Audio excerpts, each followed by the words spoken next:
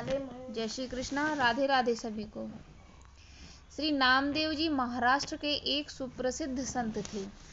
वे विट्ठल भगवान के बहुत बड़े भक्त हुए हैं। उनका ध्यान सदा विट्ठल भगवान के दर्शन, भजन और कीर्तन में ही लगा रहता था। सांसारिक कार्यों में उनका जरा भी मन नहीं लगता था। वे एकादशी व्रत के प्रति पूर्ण निष्ठावान थे। वे उस दिन जल भी नहीं पीते थे। एकादशी की संपूर्ण रात्रि को हरिनाम संकीर्तन करते थे। एकादशी को वे अन्न न खाते थे और न किसी को खिलाते। एक दिन एकादशी की रात्रि में वो हरिनाम संकीर्तन कर रहे थे। उनके साथ अनेकानेक भक्त भी संकीर्तन कर रहे थे। भगवान विट्ठल के मन में उमंग उठी कि नामदेव जी के एकादशी व्रत की परीक्षा करनी चाहिए।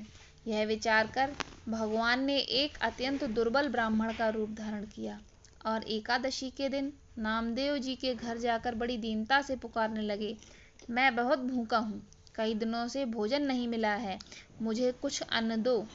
अत्यंत दीन याचक को देखकर नामदेव जी ने कहा, आज तो एकादशी है, अन्न नहीं दूंगा, कुछ फलाहार कर लीजिए। प्रातःकाल जितनी इच्छा हो उतना अन्न ले लीजिएगा।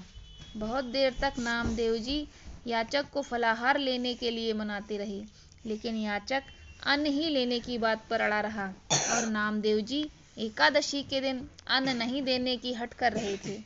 शास्त्रों के अनुसार एकादशी के दिन अन्न आदि खाने से पाप लगता है।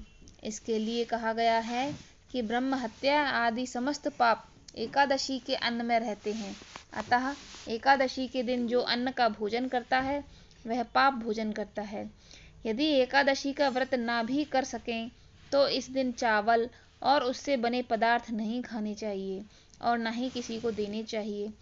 कुछ ही समय में नामदेव जी और याचक की हट की खबर चारों तरफ फैल गई। लोग नामदेव जी के घर के बाहर इकट्ठे हो गए। वे नामदेव जी को समझाने लगे कि इस दुर्बल भूखे ब्राह्मण पर क्रोध न करें और इसे खाने के लिए कुछ अन्न दे दें, लेकिन नामदेव जी नहीं माने। दिन का चौथा पहर बीतने पर वह भूखा ब्राह्मण इस प्रकार फैल कर लेट गया मानो मर गया हो। गांव के लोग नामदेव जी की एकादशी व्रत के प्रति निष्ठा को नहीं जानते थे, अतः उन्होंने नामदेव जी पर ब्रह्म हत्या का पाप लगाकर समाज से बहिष्कृत कर दिया। लेकिन नामदेव जी इससे बिल्कुल भी चिंतित नहीं हुए। एकादशी व्रत के अपने नियम के अनुसार नामदेव जी ने रात्रि भर जागरण और कीर्तन किया। प्रातःकाल उन्होंने ही एक चिता बनाई और उस पर ब्राह्मण के मृत शरीर को गोद में लेकर चिता पर बैठ गए। लोगों ने जब ऐसा करने से मना किया तो उन्होंने कहा, इस हत्यारे शरीर को न रखकर प्रायश्चित स्वरूप इसे भस्म कर देना ही उत्तम है। उसी समय भगवान प्रकट हो गए और मुस्कुराकर कहने लगे, मैंने तो तुम्हारी परीक्षा ली थी, तुम्हारी एकादशी व्रत के प्रति निष्ठा मैंने देख ली, वह मेरे मन में बहुत प्रिय लगी, मुझे उससे कुछ सुख मिला। ऐसा कहकर भगवान अंतर ध्यान हो गए। लोगों ने जब भगवान की यह लीला देखी तो वे नामदेव जी के चरणों में नतमस्तक हो गए और उनके भक्त बन गए। एक बार नामदेव जी के घर एकादशी की रात्रि में कीर्तन और जागरण हो रहा था।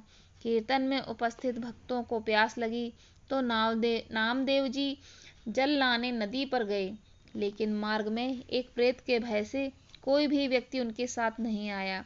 नामदेव जी को आया देखकर प्रेत विकराल रूप धारण कर लिया और अपने साथियों सहित उनके चारों ओर फेरी लगाने लगा।